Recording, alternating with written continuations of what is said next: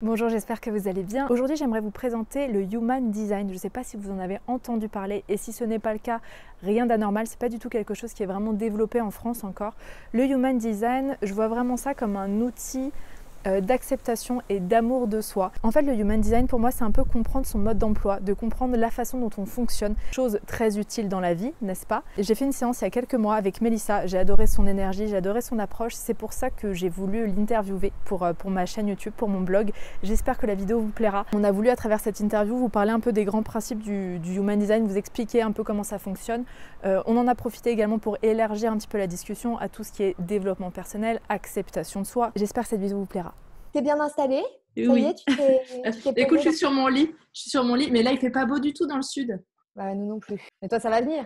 Ça, il y a plus d'espoir. Peut-être. Oui. Bon, alors, vas-y. La première question, ça va être très simple. C'est la même que je t'ai posée sur Instagram. Mhm. Ça serait, est-ce que tu pourrais nous dire ce que c'est que le Human Design? Parce que c'est quelque chose qui n'est pas du tout connu en France. On commence à peine à en entendre parler. Donc, je veux bien que tu nous expliques ce que c'est Ouais. et que tu nous donnes ta vision et l'intérêt surtout de connaître son Human Design. Alors, le Human Design, très simplement, c'est un système de connaissance de soi qui, comme l'astrologie, est basé sur notre date, notre lieu et notre heure de naissance. Et en fait, en entrant ces informations dans un logiciel dédié, on obtient un schéma, plein de couleurs, plein de chiffres, qui est unique. Il y en a plus de 2 milliards de configurations. Donc, personne n'aura vraiment le même schéma que toi. Et qui nous donne, en quelque sorte, pour faire simple, notre ADN énergétique. Donc, ça nous permet de comprendre, en fait, comment moi, en tant que personne unique, je suis conçue pour prendre des décisions, pour communiquer, pour échanger mon énergie avec le reste du monde, pour entretenir des relations, pour travailler de façon optimale et plein d'autres choses. Et ça nous rappelle en fait vraiment la base du Human Design et ce pourquoi c'est vraiment très important. Ça nous rappelle à quel point on est différent. Et on vit dans une société qui est homogénéisée et homogénéisante. Et on a tendance, même si d'un point de vue mental, on entend, je suis différent de mes parents, je vois bien que je ne fonctionne pas comme mon mec, etc. Malgré tout, on porte en nous des informations et on internalise en fait des conseils, des modes de fonctionnement qui tendent quand même à nous considérer avec des modes de fonctionnement communs, alors qu'on ne Tout à pourrait fait, pas ouais. être plus différents les uns des autres. Et le Human Design nous apporte en fait une grille de lecture au travers d'un schéma, qui est à interpréter, bien sûr, parce que ce n'est pas compréhensible tout seul. Ah non, pas du tout. Quand tu vois le schéma pour la première fois, tu te dis oh là là, qu'est-ce que c'est que ça? Et heureusement que tu es là derrière pour interpréter le truc. Ouais. Ouais, moi, j'ai beaucoup de messages de gens, quand je leur dis la première étape, c'est d'éditer son schéma, mais pas pour le comprendre, juste pour aller lire la légende et les informations qui sont en dessous, donc sur le type énergétique, l'autorité, le profil, enfin vraiment les bases, mais pas du tout pour essayer que ça veuille dire quelque chose pour soi quand on le voit, pas du tout.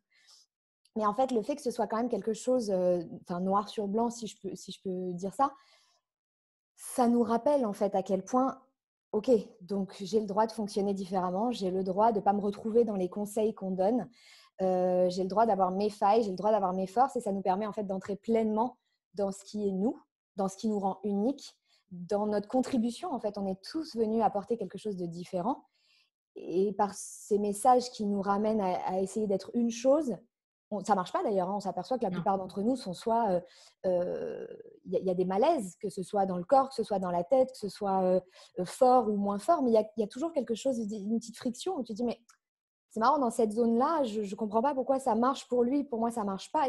Et là, on vient nous apporter en fait un langage, des mots, enfin vraiment un vocabulaire pour mettre le doigt sur ce qu'on sent. Parce qu'en fait, c'est ça aussi qui est assez cool avec le Human Design, c'est que ce n'est pas une surprise. Tu l'avais vu Non, c'est toi dans ta ça. Mais séance, etc. exactement. À Exactement. aucun moment, tu me regardes en me disant « Waouh, je ne savais pas que je fonctionnais comme ça, Non, c'est ouais, c'est vrai. incroyable !» C'est un rappel, en fait. Exactement. Exactement. Et c'est surtout, je trouve que c'est un super outil d'acceptation de soi. Et en fait, pour moi, il est là le vrai développement personnel, c'est d'apprendre à se connaître pour s'accepter tel qu'on est, connaître nos forces, nos faiblesses et du coup pouvoir aller vers quoi on est vraiment fait, ce qu'on a vraiment envie de faire au fond, tu vois. Et le Mhm. truc, c'est comme je te disais quand on a fait la séance, ça m'a un peu remis à ma place parce que moi, je fais des vidéos de développement personnel. Et c'est vrai que quand j'ai l'impression de connaître ou de comprendre quelque chose sur le développement personnel, je fais une vidéo comme si c'était universel, en me disant, bah, Mhm. j'ai compris le truc. Moi, je le crois sincèrement quand je le dis, parce que pour moi, ça a fonctionné.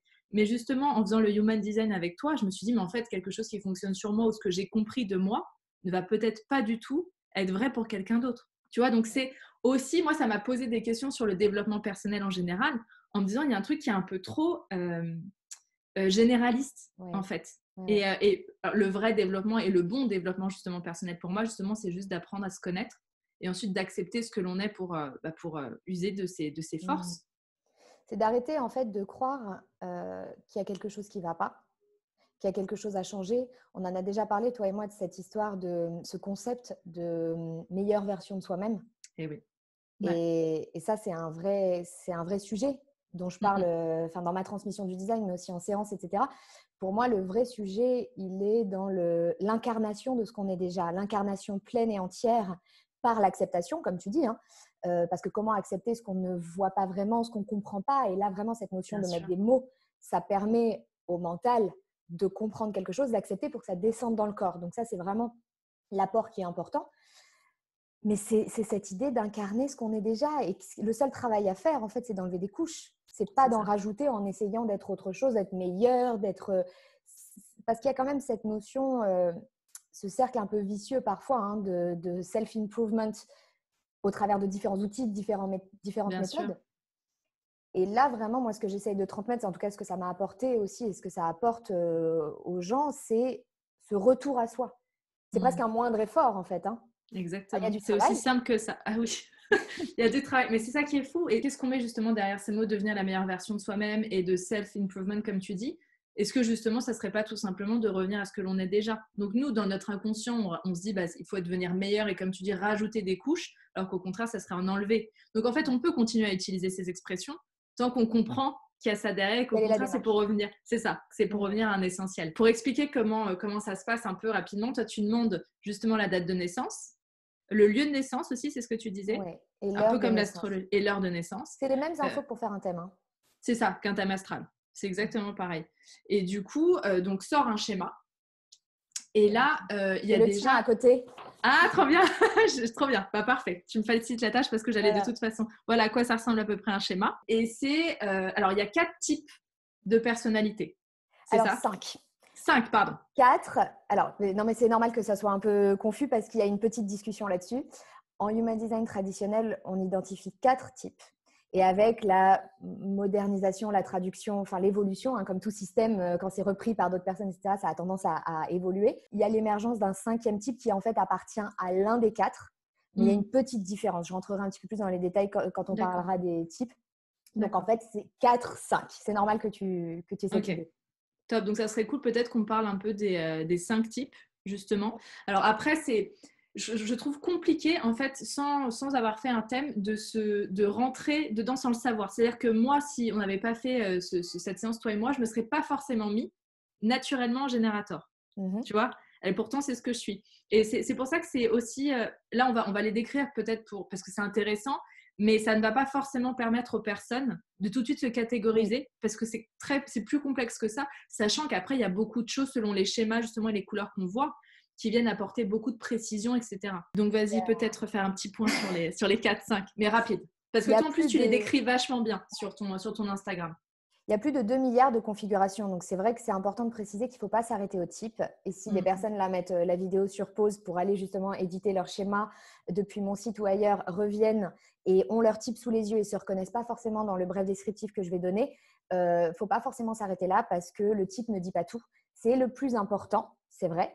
Mais ça ne dit absolument pas tout. Et derrière, comme tu dis, il y a encore plein d'autres couches qui forment la synthèse, en fait, qui sont à prendre dans un ensemble. Le type, ce serait comme sortir une pièce du puzzle de son contexte. Vraiment, c'est important de comprendre ça. Donc, ne pas s'arrêter à ça. Si on sent qu'on est attiré par les informations du design, mais que mince, je ne me reconnais pas dans mon type, Ouais. c'est pas grave. Il y a forcément quelque chose quelque part qui peut être expliqué, détaillé, formulé différemment. J'ai pas encore écouté ma séance. Je voulais le C'est faire vrai? justement dans les prochains jours. Ouais, je vais reprendre parce que justement, Mélissa, toi, tu t'enregistres les séances, tu nous les envoies. Alors moi, je l'avais en plus enregistré avec mon téléphone et je trouve ça déjà génial de l'avoir de l'avoir fait en direct. Enfin, ça m'a apporté beaucoup de clés. Et là, je trouve ça bien d'avoir laissé quand même quelques semaines, voire quelques mois maintenant, pour réécouter, prendre vraiment en note ce que tu m'as dit parce que c'est vraiment c'est comme mon mode d'emploi. C'est ça en fait le human design. Il s'agit pas c'est pas un truc d'avenir ou de voilà ce qui va se passer dans ta Non. vie et tu vois c'est pas un truc que voilà, tu es prédestiné à ça, c'est comment toi tu fonctionnes et en connaissant notre mode d'emploi en fait on peut faire ce que l'on veut Oui. avec. Tu vois c'est en Ouais. se connaissant, savoir ce qui est bon pour nous et comment on fonctionne, c'est une aide énorme. C'est un repère en fait qui te ramène, on parle beaucoup en Human Design de la prise de décision et je vais parler des types, mais il y a un autre élément de notre schéma qui nous indique comment on est chacun câblé pour prendre des décisions. Et ça, c'est l'élément le plus important pour moi de l'apport, parce que les prises de décision, c'est quelque chose qui donne vie à notre vie en chaque instant. On prend des petites, des moyennes, des grosses décisions et ça forme où on est. Et en fait, en sachant, en ayant ce repère en fait, et en sachant constamment, ça restera vrai toute ta vie, hein. La façon dont tu es câblé pour fonctionner et prendre des décisions, c'est ton repère, c'est ton retour à toi, quelles que soient les circonstances qui vont forcément évoluer, quel que soit ton contexte, tes relations, tu as ce retour à toi en fait qui est un repère constant. Et ça, c'est important. C'est vraiment un refuge. Totalement, totalement. Et justement, je me souviens que quand on avait commencé, on avait essayé de faire le live sur Instagram, il y a des gens qui demandaient si le schéma changeait au cours de la vie. C'est toujours le même. Ouais. Parce que c'est vraiment nos bases. Et bien sûr qu'on évolue pendant la vie. Tu vois, je pense que c'est ça qui vient un peu freiner les gens en disant bah, comment ça, je ne vais pas évoluer. C'est pas ça, c'est qu'on a tous un fonctionnement. Et après, bien sûr que notre personnalité évolue. Mais je pense que notre fonctionnement de base restera toujours le même. Ouais. Et puis surtout, le schéma, ce sont des potentiels. C'est-à-dire que je vais prendre l'exemple de 2 personnes qui auraient le même schéma, parce que même s'il y a tellement de configurations, ça existe. Par exemple, pour des jumeaux. Alors, tous les jumeaux n'auront pas forcément le même schéma, parce que parfois, en étant nés à quelques minutes d'intervalle, il y a des éléments qui changent. Mais beaucoup de jumeaux ont exactement le même schéma, comme ils ont exactement le même thème astral, avec les mêmes degrés, les mêmes placements, etc. Et pour autant, quand on les voit à 30 ans, j'en sais rien, leur vie n'est pas du tout la même. C'est parce que ce sont des potentiels, ce sont des suggestions. C'est ce vers quoi tu peux tendre, mais avec des degrés différents. Et moi, je parle beaucoup de spectre. En fait, une même énergie, quand je te parle de quelques parties de ton design en te disant ça te donne telle ou telle caractéristique, c'est sur un spectre. Tu peux en exprimer la plus haute vibration, la plus lumineuse, la plus puissante, comme une vibration plus sombre, plus zone d'ombre, tu vois. Et ça, c'est avec le travail de conscience et d'évolution. C'est en ça que tu changes dans l'expression de ton design, mais que le potentiel reste le même à la base. Par exemple, une séance qu'on ferait à 18 ans et à 35, la discussion qu'on aurait serait complètement différente, alors que le schéma reste le même. Okay. Donc ça, c'est important aussi à savoir pour rassurer les personnes qui se sentent peut-être enfermées par la notion de ça reste le même et moi je ne peux pas évoluer, parce que moi aussi j'ai beaucoup ça et ce n'est pas du tout enfermant. Et si on a l'impression qu'on est enfermé par son design ou par ce qu'on a lu, c'est que probablement les informations ne nous conviennent pas du tout. C'est ce que j'allais dire, parce que ça c'est une question aussi que je me suis énormément posée, alors pas seulement sur le Human Design, mais sur l'astrologie, sur la numérologie, etc. Pourtant, c'est des choses auxquelles je crois. Et parfois, j'ai eu cette question de me dire, mais est-ce que ça ne nous enferme pas? Est-ce que ce n'est pas des étiquettes qu'on se pose en plus et des conditionnements, finalement? Et je ne pense pas que ce soit le cas, finalement, parce que comme tu disais, ce n'est pas une surprise. Ça vient juste confirmer un ressenti que l'on a à propos de nous. Et le fait de se connaître et de se poser peut-être des étiquettes de connaissance, parce que même si j'aime pas cette notion d'étiquette, peut-être qu'on peut quand même se connaître et donc avoir certaines caractéristiques. C'est justement devenir encore plus libre, en fait. Donc, c'est pas du tout s'enfermer. C'est une question qui m'intéresse beaucoup, ça, parce que ça fait partie des limites du design et peut-être que de l'astrologie, de plein d'autres outils de catégorisation, entre guillemets, où on peut parfois tout voir à la lumière de ça, quand c'est quelque chose qui nous passionne vraiment. Je sais pas, dans mon cas, le Human Design, donc tu rentres là-dedans à fond, tu apprends plein de choses. Et derrière, tu peux avoir tendance à passer un petit peu tout à ce filtre-là. C'est parce que je suis comme ci, c'est parce que c'est mon profil, c'est parce que machin. Et ça peut parfois, sur certaines personnes ou à certains moments de vie, peut-être quand on a plus besoin de repères, quand on se sent un peu plus perdu, ça peut parfois être quelque chose qu'on brandit un peu en mode oui, mais ça c'est parce que c'est la signature émotionnelle de mon type, donc moi je suis frustrée, donc c'est normal, ça. Oui, enfin, l'idée c'est que tu te connais quand même beaucoup mieux que ce que n'importe quel coach en design ou n'importe quelle lecture post Instagram ou peu importe pourra t'apporter, si seulement tu veux bien te voir tel que tu es. Et il faut quand même rester ouvert à cette fameuse évolution, justement. Parce que tu n'es pas la même personne que tu étais à 18 ans, à 25 ans, à 45, même si ton schéma est resté le même. Et tu as le droit d'exprimer une vibration plus haute d'une même énergie. Et parfois, on peut avoir tendance à rester dans des… Bon, ben voilà, moi, on m'a dit qu'a priori, je fonctionnais comme ça. Donc pour moi, c'est un jeu. Et on peut tous tomber un peu là-dedans, certains avec plus de puissance que d'autres. Mais ça fait partie des choses où j'éclaire un petit peu en disant attention, moi, ça m'est arrivé et ça m'arrive encore. On reste ouvert quand même à ce qu'on sent de soi, même si ce n'est pas ce que notre Human Design dit, par exemple. C'est ça, c'est ça. Moi, je vois beaucoup ça en astrologie, tu sais, où, bah oui, mais attends, je suis scorpion, c'est pour ça. Et en fait, si on reste là-dedans, c'est des étiquettes qui deviennent enfermantes et qui nous permettent pas d'évoluer. Par contre, si on sait, bah tiens, voilà, je suis scorpion, donc je suis comme ça, ou je suis tel numéro, ou je suis tel profil human design, ok, je le vois, je l'accepte, je l'identifie, je le conscientise, et après, j'en fais ce que je veux. Du coup, comme tu dis, je peux aller vers un autre spectre et me dire, ok, bah, je suis comme ça, donc maintenant, comment je vais le transformer pour que là, je sois mieux dans cette situation? Mais c'est un vrai outil de connaissance. Ça ne veut pas dire qu'on est obligé de rester que là-dedans. On va attaquer les types. Ok. Donc, il y a 5 types. 4. Pourquoi? Parce qu'en fait, il y a dans le premier type, en fait, le type qui est majoritaire dans la population, il a une sous-catégorie. Donc, ces 2 types ensemble, qui sont le générateur et le manifesting générateur, composent 70% de la population. Donc déjà, on est sur quelque chose qui est différent. En astrologie, par exemple, pour faire un repère, on divise la population en 12 signes solaires, qui sont à peu près, sauf si quelqu'un a des informations différentes, mais a priori, je pense qu'on est à peu près équitablement répartis, plus ou moins. Ce n'est pas du tout le cas en Human Design. Donc cette majeure partie, donc 70%, c'est quand même énorme. C'est énorme, ouais. Il y a générateur, ça c'est toi, qui est à peu près 35%, et le manifesting générateur, qui est à peu près aussi, à peu de choses près, 35%. Donc quand je dis juste générateur, je parle des deux. Et je ferai une petite différence, je rajouterai une petite info pour expliquer ce qui les distingue. Donc, le générateur, c'est vraiment ces personnes qui ont accès à un puissant réservoir d'énergie, longue durée, c'est important cette notion, stable, constant, pour construire, pour créer, pour accomplir, pour travailler dans ce qui les passionne. C'est des êtres qui sont vraiment magnétiques, pleins d'énergie. Et quand ils font ce qu'ils aiment, d'un point de vue mais professionnel, mais tout, activité, quand ils mettent vraiment leur énergie dans des choses qui les galvanisent, qui les passionnent, ils se réveillent le matin avec un réservoir d'énergie rempli à bloc. Ils l'épuisent toute la journée dans ce qui leur fait plaisir. Ils se couchent complètement vidés. Ça recharge la batterie et hop, le lendemain, on recommence. Et la notion qui est vraiment très importante, c'est que quand ces personnes-là font ce qu'ils aiment et se choisissent, parce que c'est des gens qui ont souvent un gros travail de déconditionnement à faire sur les limites personnelles, l'application et le respect de leurs limites, quand ils font ce qu'ils aiment, en fait, non seulement ils génèrent plus d'énergie pour eux-mêmes, pour continuer à le faire, mais leur énergie déborde en fait et bénéficie à ceux qui les entourent. Donc moi, je parle beaucoup d'égoïsme éclairé à ce niveau-là, parce que pour les générateurs et les manifesting générateurs, se choisir bénéficie aux autres. Et ça, ce n'est pas vraiment ce qu'on nous enseigne. Non, pas du tout. En France, dans une société vraiment très judéo-chrétienne, etc., ouais. Ça, c'est des points qui sont souvent à travailler. Donc au niveau des limites, pourquoi? Parce qu'il y a cette grosse énergie et cette tendance à faire pour les autres, voilà, les autres d'ailleurs le sentent, hein, énergétiquement, on communique entre nous. Et ce n'est pas malveillant la plupart du temps, mais tu peux faire ci, tu peux faire ça, clac, clac, et hop, on s'en met. Et tout ça prend de la place et éloigne les générateurs et manifesting générateurs.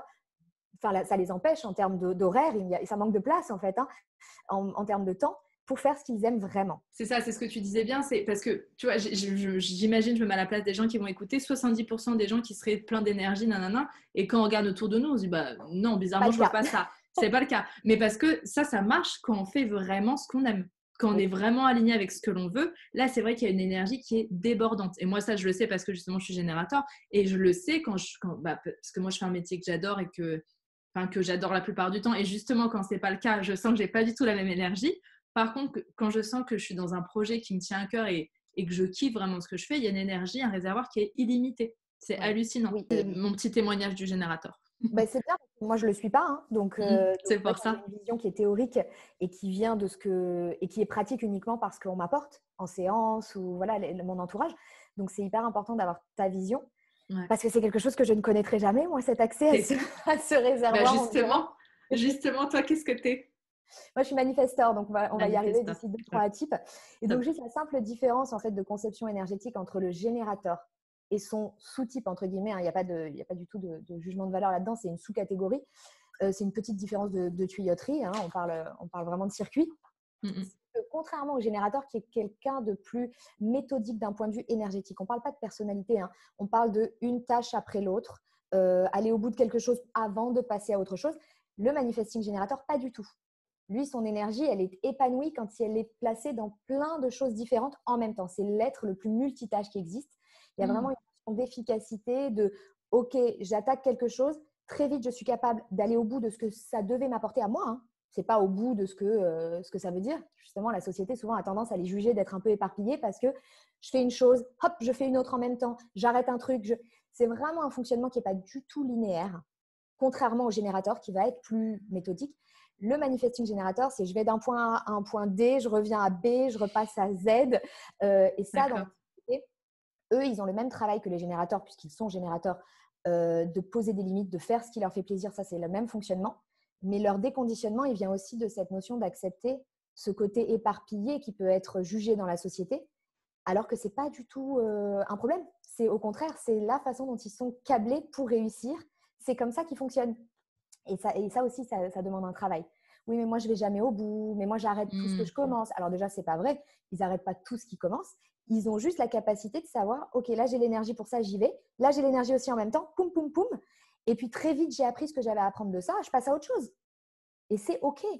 C'est vraiment juste. Human Design, je trouve que c'est vraiment une déclaration d'amour envers soi-même. Tu sais, c'est vraiment d'apprendre, ah bah tiens, je suis comme ça et c'est ok. J'ai pas besoin de le changer. C'est pas un défaut. C'est pas une faiblesse par rapport à ce qu'on m'a dit que c'était pas bien, comme tu dis, de commencer des tâches, de pas les terminer. Au contraire, pour certaines personnes, c'est des vraies forces. Et en fait, chaque type a une stratégie. Et donc, ces deux types-là, les générateurs et le manifesting générateur ont donc la même. Et leur stratégie, en fait, c'est de laisser la vie se présenter à eux pour se connecter à leur ressenti viscéral, pour savoir, en fait, étudier ressentir, en fait, leur réaction face à quelque chose qui se présente, pour savoir s'ils sont attirés par quelque chose ou au contraire repoussés. Et ils ont un signal, un feu vert à l'intérieur d'eux-mêmes qui est dans le corps, qui n'est pas dans la tête, qui est vraiment dans une sensation viscérale, donc quelque chose de puissant, de physique, qui leur signale à tout instant, OK, ça c'est good, j'y vais. Ça, au contraire, oh, je ne peux pas l'expliquer, mais il y a un truc qui ne va pas. Et ce qu'on leur demande, c'est de suivre ça plutôt que de suivre le mental, qui est quand même l'enseignement qu'on reçoit tous. Hein. Réfléchis bien, pense-y, fais les plus et les moins. Et en fait, on réfléchit sa vie au lieu de la vivre. Et les générateurs et les manifesting générateurs, qui sont quand même 70% de la population, vous portez en vous un GPS interne qui vous permet de savoir en chaque instant ce qui vous convient. Ouais. Tout à fait. Et tu as dit un truc qui est assez intéressant et qui, je trouve, vient un peu bousculer quand on est générateur, c'est que tu dis bien que ça ne peut venir que de l'extérieur. C'est pas quelque chose qui est créé par moi. Donc, tu vois, on se dit, bah attends, comment ça, il n'y a rien qui vient de moi. Et en fait, c'est la vie où les gens, où on va me donner des possibilités et là, je vais savoir vers quoi je vais. Moi, je suis vraiment plutôt choix fermé. Du coup, si on me demande ce que je veux faire dans la journée, je ne vais pas savoir quoi faire. Alors que si on propose deux solutions, là, tout de suite, comme tu dis, il y a une sensation viscérale qui dit « Ah, tiens, ça, je veux ». Mais je n'aurais pas été capable, peut-être, de le créer, de savoir vraiment ce que je veux. C'est ça, en fait, l'énergie du générateur. Oui. Et cette idée, elle est vraiment très importante, justement pour redonner du pouvoir à un générateur ou manifesting générateur. Souvent, la question qui m'arrive, hein, que ce soit en séance ou sur les réseaux, etc., c'est « Oui, mais moi, je ne peux pas être passif, je ne peux pas attendre que ça vienne ». Ce n'est pas du tout le propos et je prends vraiment à chaque fois le temps de le reformuler. On ne demande pas d'attendre sur un canapé qu'on vienne taper à ta porte pour te proposer du boulot. Ce n'est pas du tout ça. Hein. La notion, c'est simplement au lieu d'agir depuis ce que tu penses être bon pour toi, ce que tu crois être bon pour toi, tu attends de voir comment ton corps réagit face à tout ce qui se passe autour de toi. Mais ce n'est pas « Héloïse, est-ce que tu veux bien faire… » Non, c'est toi, tu vas te balader sur Instagram et tu ne peux pas l'expliquer. Tu vas voir une personne, plaf, d'un coup, ça te fait une réaction dans ton ventre et tu sais que tu peux la contacter. Mais là, tu prends ton téléphone et tu es à l'initiative du truc. Hein. Tu n'es pas du tout en train de dire « L'univers, faites qu'elle m'appelle ». Pas du tout. Bien sûr, bien sûr. C'est pas passif. C'est super. Le générateur et le manifesting générateur ne sont pas faits pour être passifs et attendre que ça tombe. Simplement, ils ont la chance d'avoir ce filtre intérieur qui leur permet en permanence, par un feedback qui leur est envoyé viscéralement, de savoir vers quoi il faut aller. C'est hyper empuissançant. Ce n'est pas du tout fait pour limiter, dire fais pas ci, n'y va pas.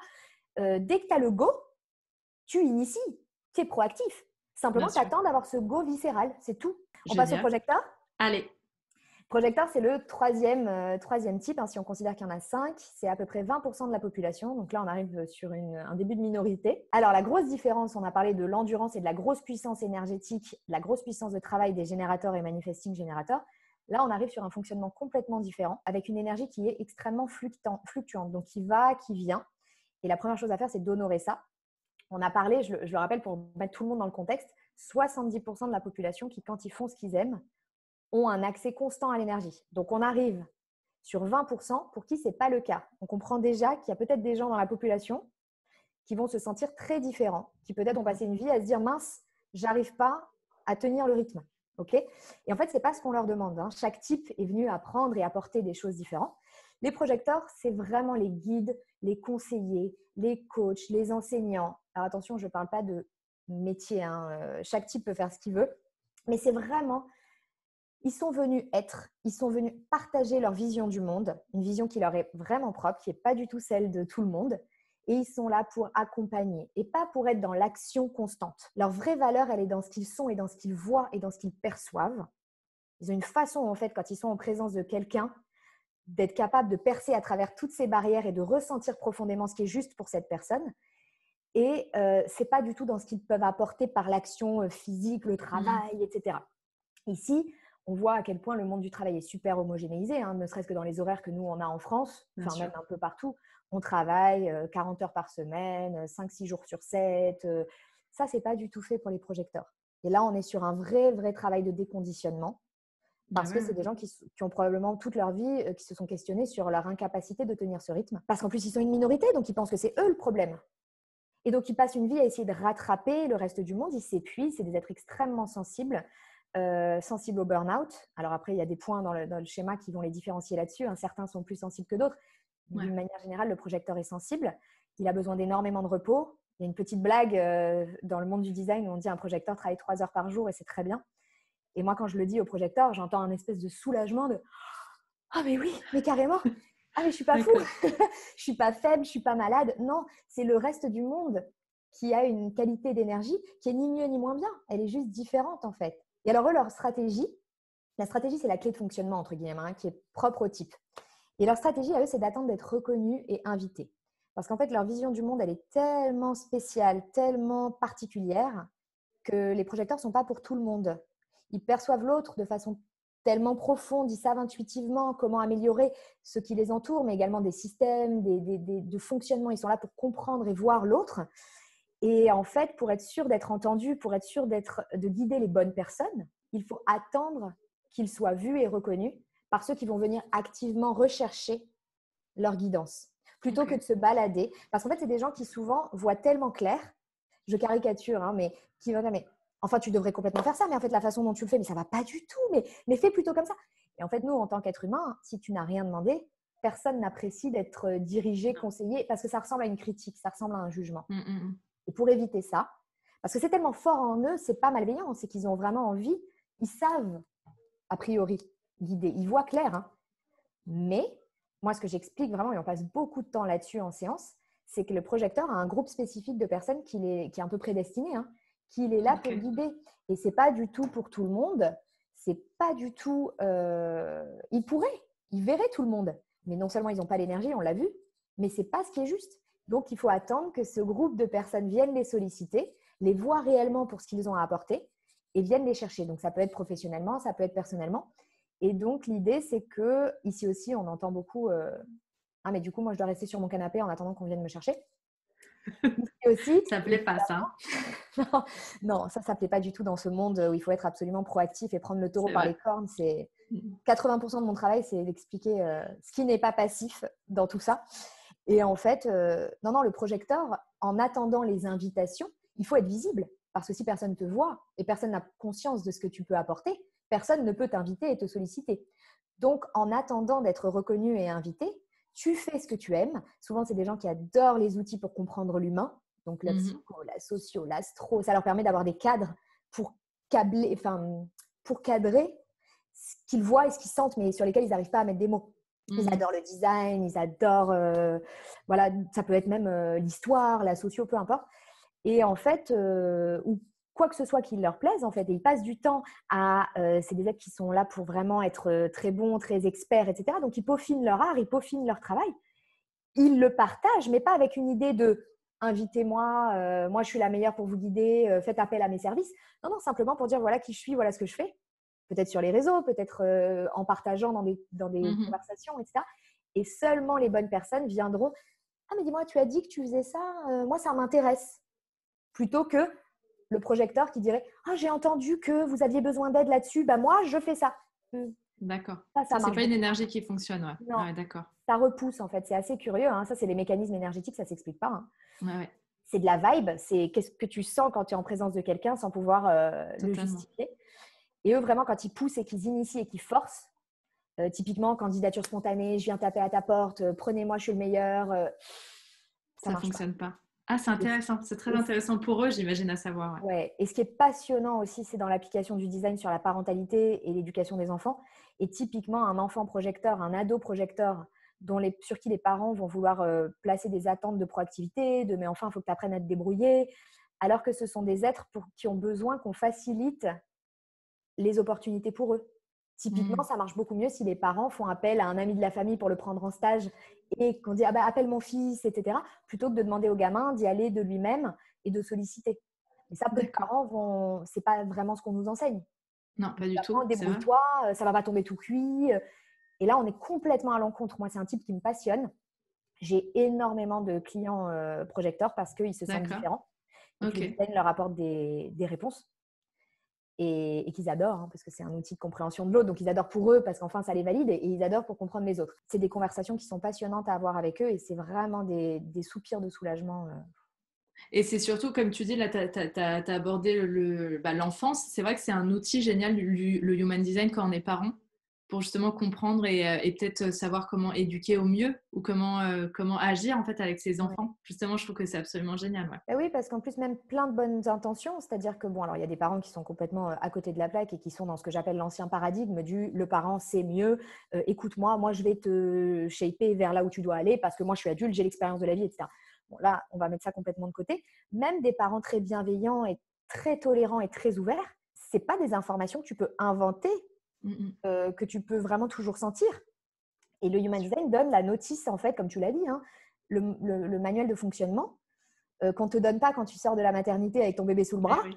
Bah là, quelque part, tu ressors avec beaucoup d'infos qui vont te permettre, avec tout ton amour et ton ouverture, de parfois voir des trucs où tu vas dire ah, mais là j'aurais pas du tout fait comme ça parce que les médecins, parce que les coachs en parentalité, parce que c'est des messages plutôt homogénéisés encore une fois. Exactement ouais, on fait trop de général maintenant et pas assez de spécifique. Même en voulant bien faire. Bien sûr, mais bien sûr, toujours. Alors... Et alors, pardon, avant que je te coupe, pardon.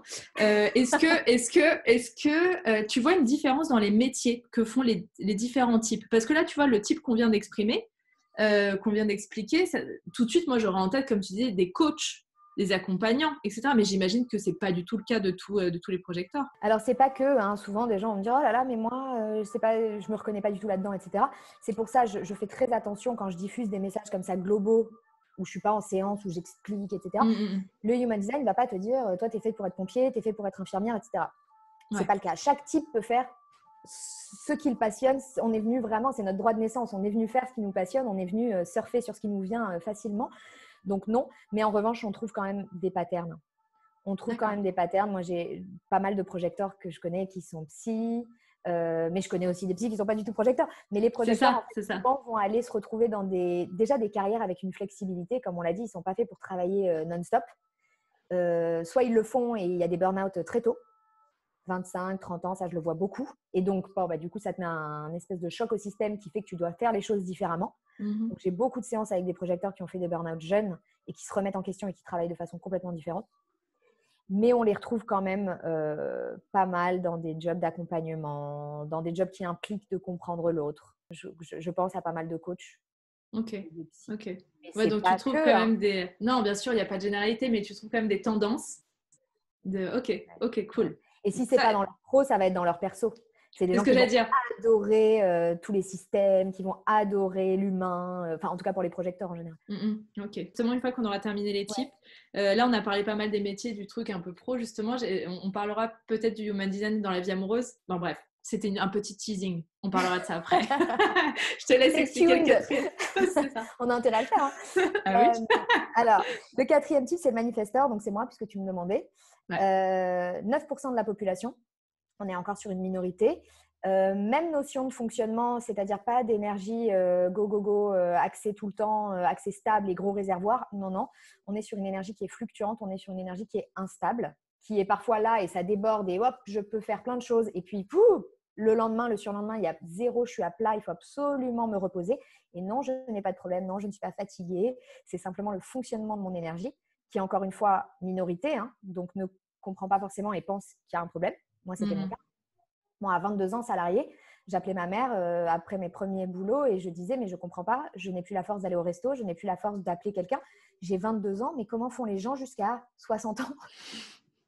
Ouais. Déjà, c'était des réflexions que j'avais il y a très longtemps, tu vois. Alors eux, leur mission, un petit peu, enfin, ce qu'ils sont venus nous apporter, c'est cette capacité d'initier, d'avoir un impact, de lancer des mouvements, de faire bouger les choses. C'est des innovateurs.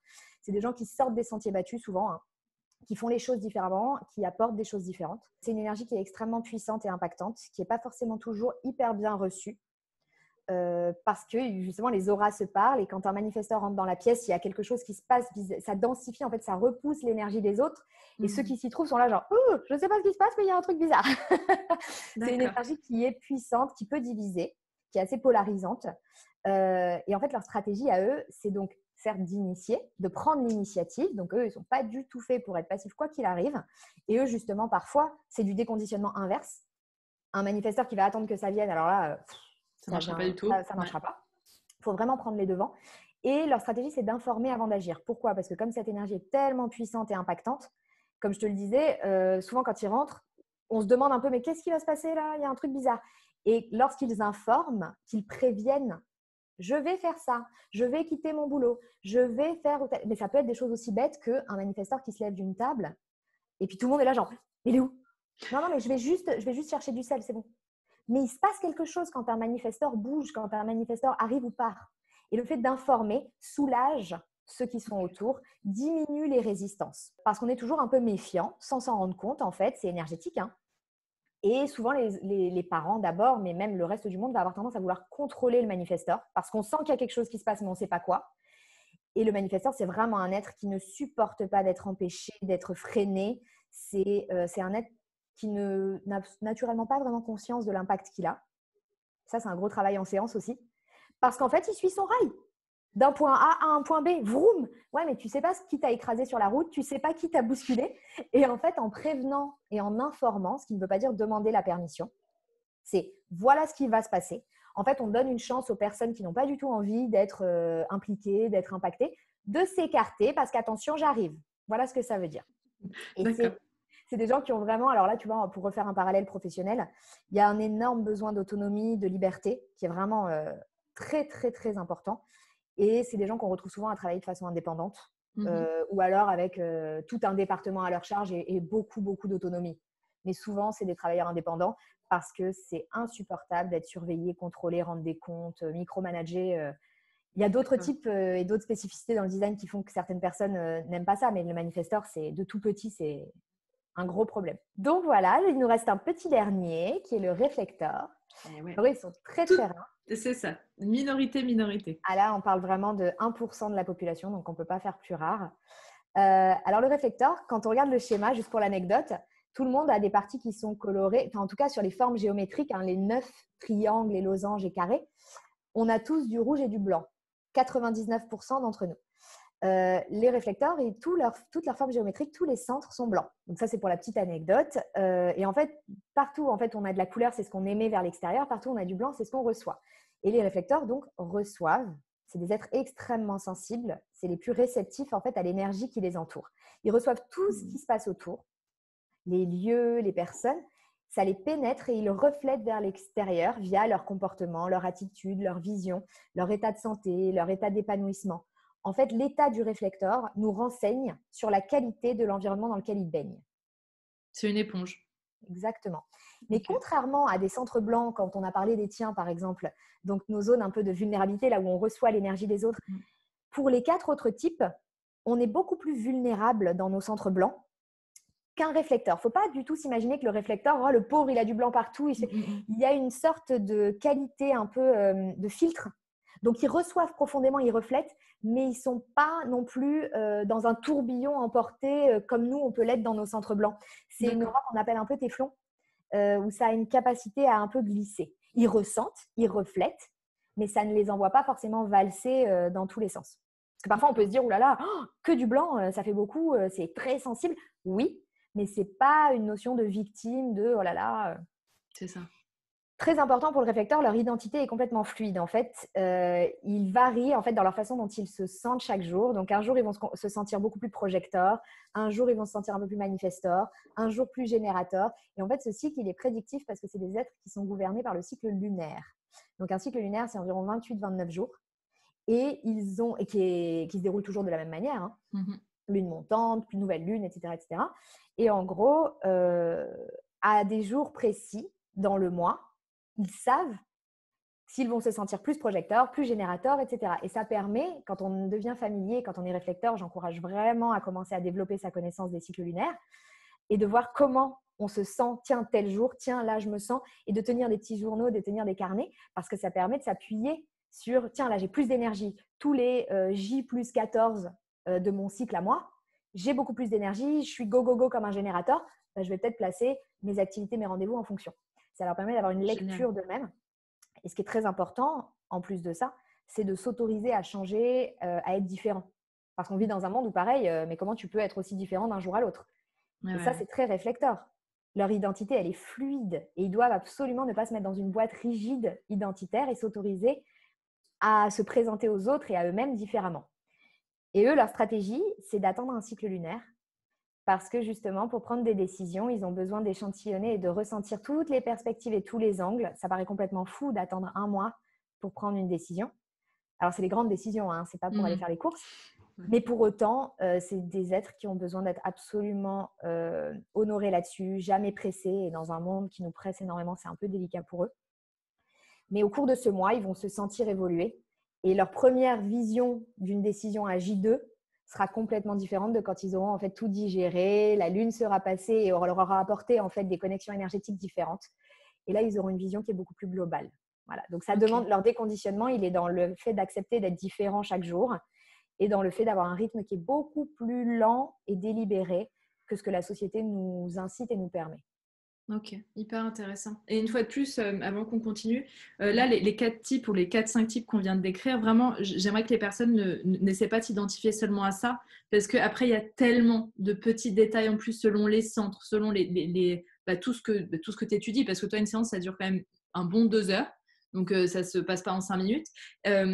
Et vraiment, ne pas seulement s'identifier à ce qu'on vient de dire. Parce que moi, par exemple, qui suis générateur, donc pas du tout comme ça, comme tu m'as dit, moi, j'ai une réponse qui vient instinctivement, mais tu m'as quand même conseillé d'attendre quelques jours pour les grandes décisions.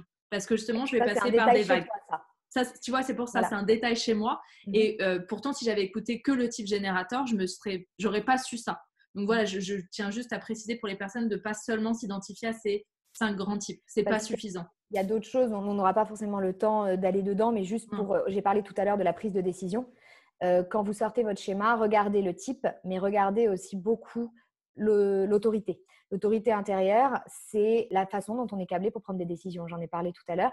Et là, on est complètement différent. Et autant la stratégie, elle est propre au type, autant l'autorité, elle n'est pas nécessairement propre au type. Donc, 2 générateurs pourraient avoir 2 façons de prendre les décisions différentes. Donc, juste pour le résumer pour toi, une partie des générateurs, la moitié, va être capable de prendre toutes les décisions au viscéral dans l'instant, grosses comme petites décisions. Et toi, Héloïse, c'est différent. Tu as une autorité émotionnelle. Donc, pour les petites décisions, tu peux écouter dans l'instant ton viscéral. Pour les grosses décisions, c'est toujours ton viscéral, mais avec le temps. Parce que ta perception va évoluer au fil de tes émotions. Tu surfes une vague émotionnelle. Donc, pour toi, pour les grosses décisions, il faut te laisser du temps. Et savoir ça, la prise de décision, pour moi, l'autorité, c'est crucial. Type, stratégie et autorité, déjà, on a beaucoup plus de détails que simplement avec le type. Et après, comme tu le dis, en séance, je rentre dans plein d'autres choses qui permettent de mieux comprendre. C'est beaucoup plus poussé. Est-ce que, avec le Human Design, tu évoques aussi tout ce qui est relation de couple, amour. Est-ce que tu vois des grandes tendances dans les types? Est-ce que, heureusement d'ailleurs que certains types peuvent cohabiter et être très amoureux même en n'étant pas totalement pareils, n'est-ce pas? Est-ce que tu as une vision particulière par rapport au Human Design et à l'amour en général? Alors, déjà, ce qui est à savoir pour le contexte, c'est qu'on peut superposer 2 schémas, comme on fait en astrologie qui s'appelle la synastrie. On fait en Human Design ce qu'on appelle un composite. Donc, les logiciels permettent de superposer 2 schémas et de créer donc, le schéma de l'entité du couple. Okay, et de voir comment les mécanismes se rencontrent, comment l'énergie circule, et donc d'identifier les parties qui peuvent être plus faciles, plus harmonieuses, et au contraire, les parties où il peut y avoir un petit peu plus de friction et donc de travail à faire.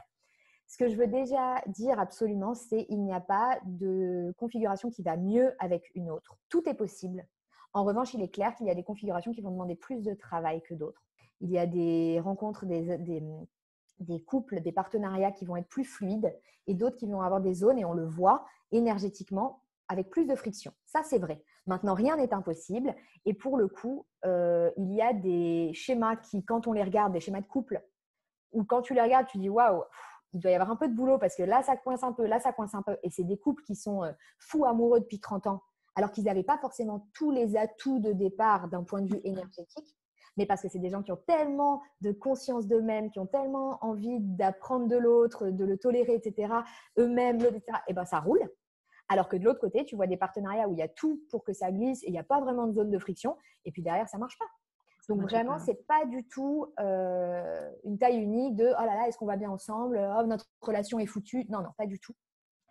On observe qu'il est parfois plus facile une relation avec deux personnes du même type, ou des personnes qui ont le même profil, ou des personnes qui ont les mêmes centres, etc. Ça crée une espèce d'harmonie, de connivence. Mais comme je le dis, hein, ça peut très mal se passer aussi. Hein. Mais il y a souvent une espèce de petite compréhension, une amitié particulière quand on partage des points communs. Ça peut aller beaucoup plus profond que le type, ça va beaucoup plus loin que ce que je dis. Hein. C'est vraiment une vision globale.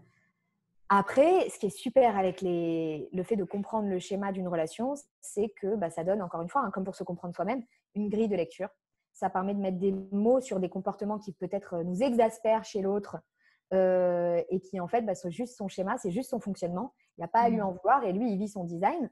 Et il faut faire avec si on l'aime et si on a envie d'avancer. Et ça permet, moi, dans mon cas précis, par exemple, dans mon couple, ça ne permet pas de moins se disputer et encore peut-être un peu. Mais moi, je suis sanguine, je pète encore des câbles, mais j'ai la capacité de dire « Ah, là, je vois d'où ça vient. » En même temps, je ne peux pas rester énervée parce qu'il a fait son truc. C'est dans sa nature. Je ne peux pas lui en vouloir. Exactement. Voilà. Ouais. Donc, ça pète quand même sur le moment parce que voilà. Mais ça te donne une espèce de filtre et de dire « Ok, c'est ce qui est juste pour lui et on est juste hyper différents. » Et même si on le sait, tu le sais à quel point tu es différent de tes amis, de tes parents, de ton mec, de ta nana, etc. Mais quand c'est noir sur blanc, ça donne quand même un truc particulier. Et d'un point de vue général, ça d'ailleurs, ça me fait penser à faire un parallèle. Le Human Design, que ce soit en relation ou pour soi-même ou pour la parentalité ou peu importe, moi j'aime bien l'appeler, c'est un accélérateur de prise de conscience.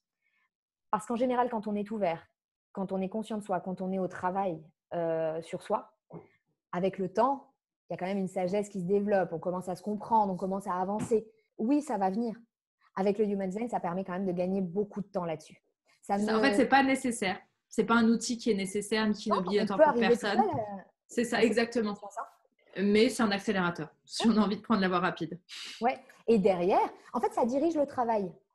J'ai eu une question, j'avais fait un live Facebook il y a quelques temps, et il y a quelqu'un qui a dit « Oui, mais moi, je pense que j'ai envie d'apprendre toute seule, et là, c'est un peu la voie rapide, c'est un peu la solution de facilité. Et j'avais adoré cette question, parce que pour moi, ce n'est pas une pilule magique, c'est pas « Tiens, j'ai compris, j'ai fait une séance de design, le lendemain, ah non, pas du tout. Il y a du travail, il y a du retrait de couche, il y a du 30 ans, 40, 50 ans de conditionnement. » Donc, ça ne se fait pas en un jour. Mais c'est quand même cool de pouvoir avoir une orientation de ce travail, de pouvoir avoir des validations. Et malgré tout, il y a des choses qui se passent aussi parfois d'une minute à l'autre. Tout n'est pas forcément toujours…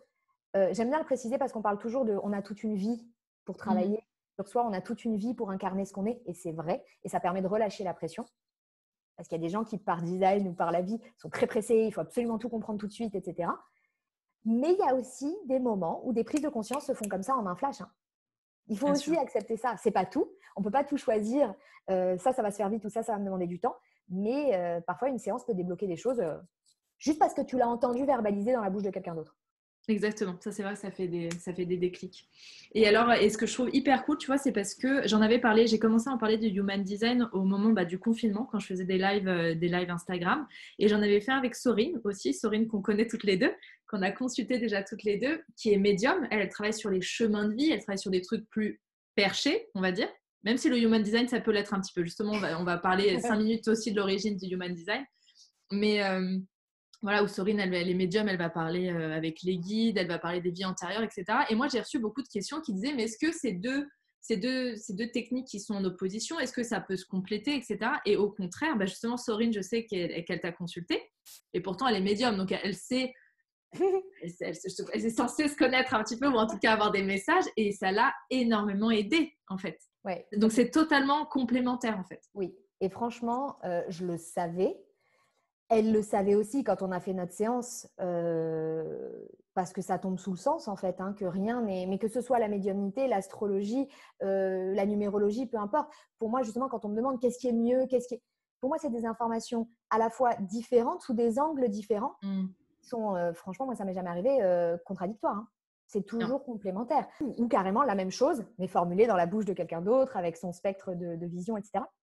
Et dans le cas de Sorine et de la médiumnité, justement, voilà, elle parle des messages de nos guides et des chemins de vie. Et c'est impressionnant parce que maintenant, on a des gens qui nous ont vus toutes les deux et on échange là-dessus avec leurs témoignages. C'est impressionnant la cohérence. Hein. C'est incroyable. C'est fou. Même moi qui le sais, pour moi, ça tombe sous le sens. Je me dis pas, tiens, j'aurais jamais cru. Mais chaque fois que j'ai un témoignage ou qu'elle aussi, on n'en revient pas toutes les deux. Et… Justement, là, j'aimerais bien parce que je pense que des gens se demanderont, mais d'où ça vient? Parce que c'est assez récent, en plus, le Human Design, comparé justement à l'astrologie. Donc, c'est très récent. Et après, je te demanderai, pour terminer, comment on procède, en fait, avec toi, si on veut… Parce que toi, je sais que tu proposes justement des séances comme ça en visio, comme on a fait toi et moi. Tu proposes aussi d'écrire des comptes rendus si c'est une presta qui est différente. Donc ça, on pourra en parler pour terminer. Mais justement, si tu peux nous expliquer d'où ça vient déjà le Human Design. Et là, il va falloir ouvrir les esprits. Ouvrir les esprits.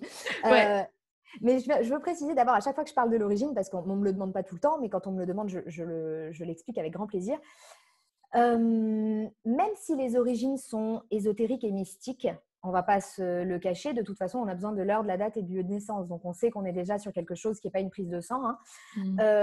Mais même si les origines sont ésotériques, les applications sont tellement concrètes que moi, je retrouve des gens qui parfois s'arrêtaient un peu à l'idée de « Oh, mais attends, la date de naissance, mais c'est bizarre, etc. » En réalité, on oublie ça parce que quand on en parle et qu'on voit à quel point c'est concret, ce n'est pas que des informations sur soi pour des informations sur soi.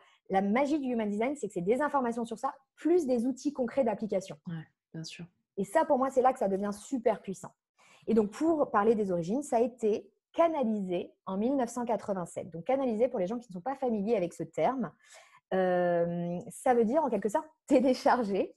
C'est arrivé à un homme qui n'était pas du tout mystique et ni dans l'ésotérisme pour sa part. C'est un ancien cadre de la pub, un Canadien, qui vivait à Ibiza à l'époque, qui avait donc arrêté toute sa carrière dans la pub et qui, un beau matin ou un beau soir, a entendu une voix en rentrant chez lui qui lui a dit « il est temps de se mettre au travail ». Et cette voix, qui venait d'autres plans de conscience, hein, probablement, ça on ne le sait toujours pas d'aujourd'hui, mais bon, peu importe, il a été possédé, entre guillemets, pendant 8 jours et 8 nuits dans une méditation surpuissante et qu'il a reçu à ce moment-là, à travers tous les canaux possibles, hein, audio, visio, kinesthésique, dans le corps, dans des ressentis conisants, donc des connaissances qui d'un coup sont arrivées chez lui, enfin, tous les moyens possibles et inimaginables pendant 8 jours et 8 nuits, sans dormir, sans manger, enfin vraiment on parle de quelque chose une expérience hors du commun. Il a reçu non seulement des informations sur le Human Design, mais on dit que sur à peu près 8 jours de canalisation, ça c'était seulement 2 jours, des informations également sur le fonctionnement du cosmos, l'univers, le fonctionnement de tout, l'évolution de l'homme depuis le début. Des clés de compréhension absolument incroyables et fascinantes, et notamment des informations qui, à l'époque, en janvier 87, toutes n'étaient pas vérifiées scientifiquement, et il y en a qui ont été vérifiées scientifiquement quelques années après.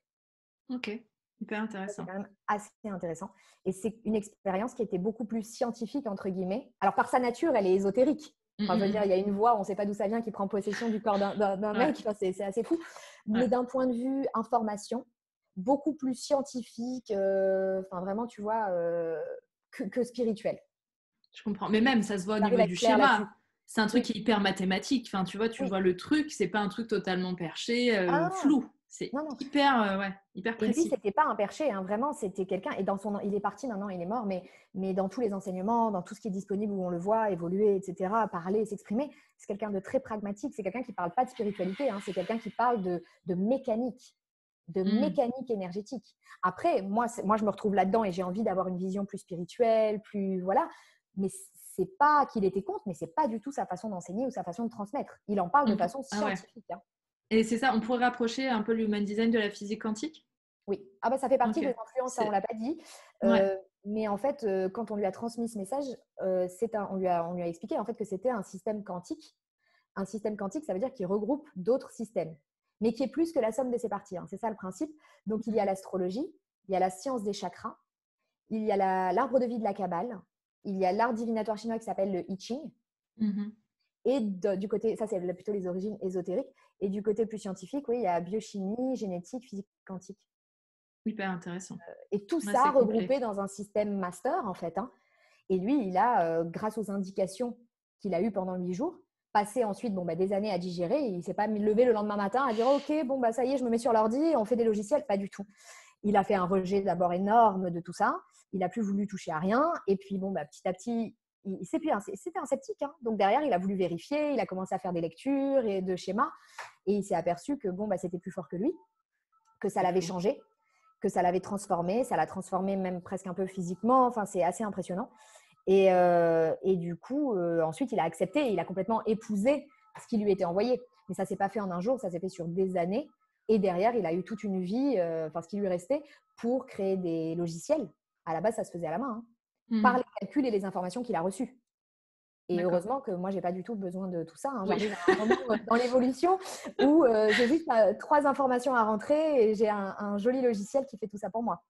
D'accord. Et superbe transition pour nous expliquer comment tu fonctionnes. Si quelqu'un serait intéressé justement par faire sa thématique, son thème de Human Design, qu'est-ce que tu proposes? Comment ça fonctionne? Alors, moi, ce que je propose déjà aux gens qui découvrent, qui ne savent pas du tout, qui tombent sur mon profil peut-être sur les réseaux, via le tien, peu importe, la première chose à faire, c'est d'aller éditer ce fameux schéma. Non pas pour le comprendre, comme on l'a dit, mais pour en retirer les informations qui sont en légende. Ça peut être fait depuis mon site, mais il y a d'autres sites qui le proposent aussi, peu importe. Donc, on rentre ces informations de naissance, l'heure doit être précise. Donc, vérifiez avec votre famille, carnet de santé, peu importe, mais l'heure doit être précise, c'est important.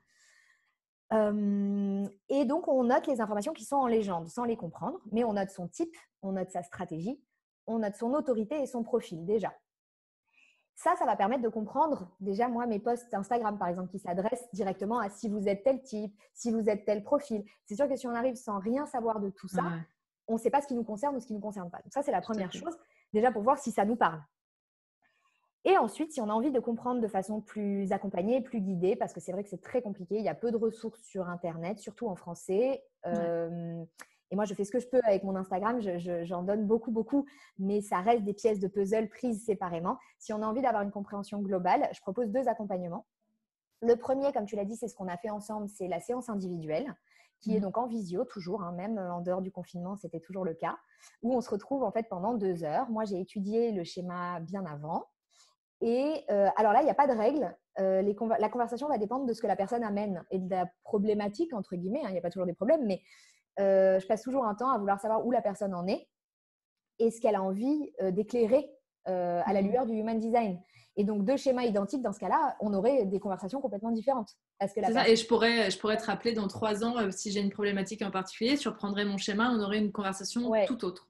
Et on ne pourra pas forcément tout couvrir parce que, enfin pas forcément, on ne peut pas tout couvrir parce qu'un schéma, c'est tellement dense que je peux en parler pendant des jours et des heures. Et l'intérêt de la séance, c'est d'aller customiser exactement sur les parties de ton schéma et en fonction de ce que tu m'amènes et ce que tu as envie de savoir et ce que tu as envie d'harmoniser, on va peut-être passer 1h30 à parler de tes centres et puis on n'aura pas parlé des petits chiffres, par exemple, qui sont autour. Ou, tu vois, ça va vraiment dépendre de ce que la personne amène. Il n'y a pas de règle. Quand on me demande de quoi on parle, comment ça se déroule, on discute. Et voilà. Enfin, je trouve que quand même, la première séance, celle qu'on avait faite, tu donnes quand même un bon éclairage général quand même. Je suis sortie de là avec une bonne compréhension de comment je fonctionnais en général, quand même. Mais probablement aussi beaucoup parce que je te faisais une grosse présentation et tu n'es pas arrivé avec un domaine en particulier. Oui, tout à fait. C'est ça. Moi, la plupart des gens qui viennent me voir, qui prennent rendez-vous avec moi, quand on démarre, c'est très rare qu'ils me disent bah non, allez-y, déroulez. La plupart du temps, ils vont arriver en me parlant de quelque chose ou de plusieurs domaines. Et ça oriente tout de suite la conversation. Ce qui fait que parfois, on va laisser des parties de côté. Avec toi, on avait eu plus le temps peut-être parce que tu n'arrivais pas à quelque chose de particulier que tu voulais traiter et tu étais plus dans OK, dis-moi comment ça marche. Exactement. C'est peut-être pour ça qu'on a eu plus de couverture. C'est vrai qu'on avait traité énormément de choses. Ouais. Et l'autre accompagnement que je propose, parce que vraiment ma mission, mon but, c'est de transmettre le Human Design au plus grand nombre. C'est quelque chose qui est assez élitiste dans ses origines, dans la façon dont ça a été transmis, etc.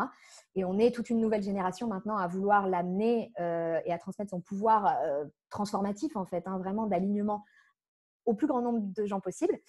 Et comme je ne suis que moi, donc je ne peux pas faire 14 000 séances par jour, j'ai mis en place un guide que j'ai appelé le manuel, qui est un guide écrit que j'envoie de façon digitalisée et qui est un guide d'environ 30-40 pages, ça dépend des designs, et qui reprend toutes les parties les plus importantes. Donc stratégie, autorité, les centres, les zones de vulnérabilité, les forces, avec exactement comme on l'a dit, beaucoup d'informations, mais surtout beaucoup de conseils, de tips, d'outils pour que la personne sache, clé en main en fait, manuel en main, soit capable de vivre son design. C'est un manuel qui est personnalisé du coup en fonction du design de la personne. C'est pas un livre qui est généraliste pour tout le monde. Non. Il y a des parties, par exemple quand je vais parler du type, il va y avoir des parties qui sont en commun, mais derrière en fait c'est tout un puzzle parce que comme on l'a vu, chaque générateur va probablement avoir une façon de prendre les décisions qui sera différente, donc il y a autre chose. Et après, derrière, je me plonge dans les chiffres, je me plonge dans les couleurs, je me plonge dans tout ça. Et donc, je mets tout en fait dans un guide qui permet à la personne d'éviter d'essayer de rassembler sur Internet, de se perdre dans les méandres de ce système qui est quand même assez peu diffusé encore et clarifié. Et ça permet de façon très simple, très accessible. Il n'y a pas d'ésotérisme, il n'y a pas de jargon, parce que le Human Design vient avec beaucoup de jargon. Et pour les gens que ça intéresse, il y a des livres, mais les livres sont peu accessibles. Les informations sur Internet, c'est beaucoup une question de vocabulaire. Et moi, mon travail, il est beaucoup dans la traduction. Et le manuel, c'est hyper clair, hyper traduit. C'est pas jargonesque du tout.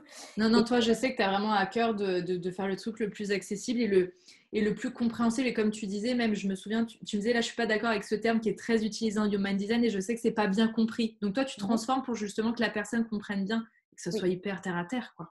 Oui, c'est le but. Et ça permet de le rendre accessible au plus grand nombre. Et par exemple, j'ai de plus en plus de commandes de filles qui l'ont pris pour elles, par exemple, leur manuel, qui l'ont commandé, qui ont trouvé ça super et qui le commandent pour leur mec. Alors, dans l'espoir de le leur faire lire, mais surtout pour elles, pour le lire, mais dans l'espoir un petit peu, je pense, de le laisser traîner sur une table basse et de se dire, mon Dieu, s'il voit son nom sur un truc, le manuel de Jean Machin, de se dire, waouh, j'ai trop envie de le lire et peut-être de piquer leur curiosité. C'est un beau cadeau, c'est ce que j'étais en train de me dire quand tu parlais du manuel, c'est un super cadeau à offrir pour un anniversaire, pour une étape importante dans une vie et tout, je trouve ça génial. Ah mais c'est trop cool. Là, comme je l'ai lancé au mois de décembre et que ça a commencé beaucoup plus à se développer sur les mois suivants, d'abord les gens ont pris pour eux et là maintenant je suis sur vraiment une nouvelle vague où beaucoup de gens qui l'ont commandé pour eux le commandent pour leurs parents, le commandent pour leurs enfants. J'en ai fait un pour un bébé de 18 mois il y a quelques semaines. Le commandent pour leurs amis. Donc vraiment là, les gens prennent conscience en fait à quel point c'est cool d'offrir ça, quoi. Il y a aussi ton compte Insta, aussi tu donnes, comme tu disais, beaucoup, tu transmets beaucoup d'infos c'est hyper bien fait. À chaque fois que tu fais des fiches récapitulatives selon le type, selon la stratégie, etc. C'est super bien. Donc pour les gens qui voudront aller voir.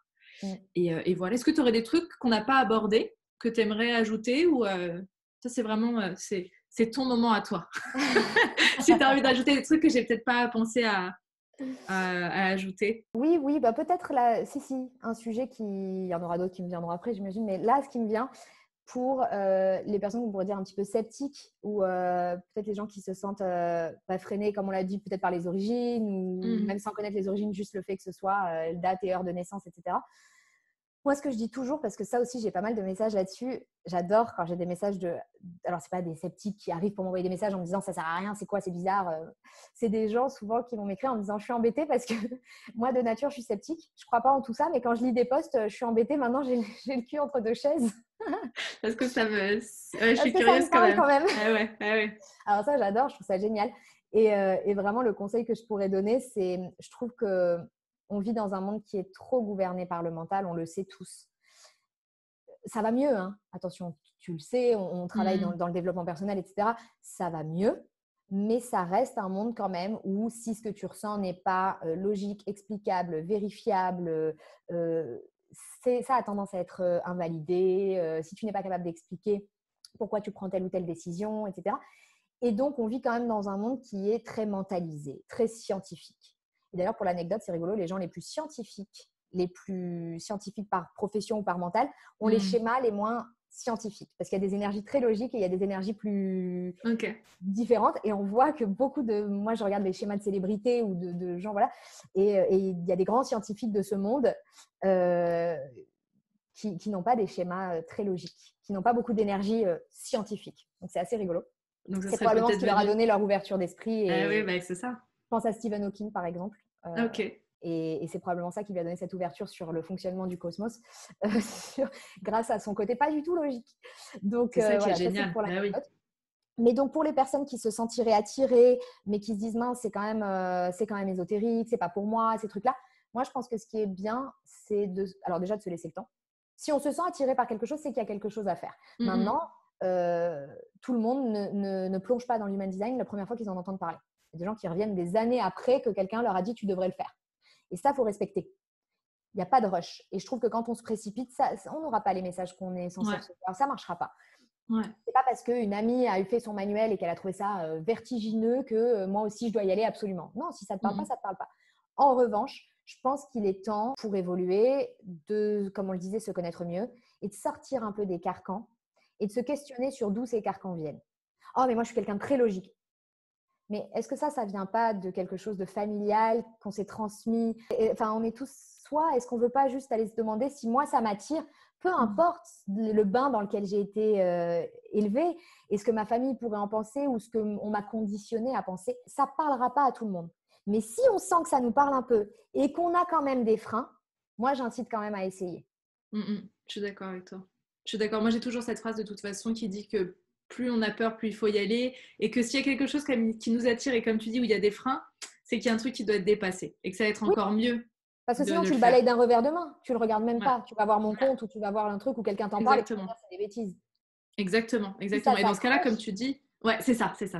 Et il faut pas se forcer. Comme tu dis, il y a des gens à qui ça parlera pas du tout et il y aura peut-être un autre outil qui leur parleront beaucoup plus ou pas. Et une fois de plus, c'est pas des trucs qui sont obligatoires pour vivre la vie. Tout ce qui est outil de développement personnel. C'est pas du tout nécessaire. Par contre, si ça attire, why not? Pourquoi pas? Ok, bah trop bien, c'était hyper cool. En tout cas, je voulais te remercier pour cet espace et cette discussion qu'on a pu partager. C'était top. On en a eu d'autres et voilà. Et de t'être intéressé à ce point-là au Human Design, que ce soit à la fois pour toi en perso, mais d'avoir eu cet élan et cette envie de le partager, d'avoir eu cette connexion avec moi sur le fait que c'est important en fait de donner des clés à ta communauté, aux gens qui nous suivent, etc. Donc merci de cette ouverture et merci de cette sensibilité et merci pour tes super questions orientées. Bah, tant mieux, écoute, j'espère, je suis contente. On a enfin réussi à la faire cette interview depuis le temps qu'on voulait. À la base, c'était un live Instagram qu'on devait faire pendant le confinement et il y avait des gros bugs internet. Et en fait, tu vois, je trouve ça pas plus mal. Ça va rester. Je vais pouvoir faire une vraie vidéo YouTube et pas que ça soit juste regarder rapidement sur Instagram. Donc, je trouve ça trop cool. C'était pour le mieux, en fait. Ouais, exactement, toujours. Ouais, c'est ma croyance. En tout cas, j'aime bien avoir cette croyance que tout est pour le mieux. Et merci en tout cas, merci à toi. Et je mettrai de toute façon ton site et toutes tes coordonnées en dessous dans la barre d'infos. Comme ça, les gens pourront te contacter. Donc, merci, Louise. Merci. Hear the birds and see the sun. Side by side, our fears are done. Oh, the good times just begun.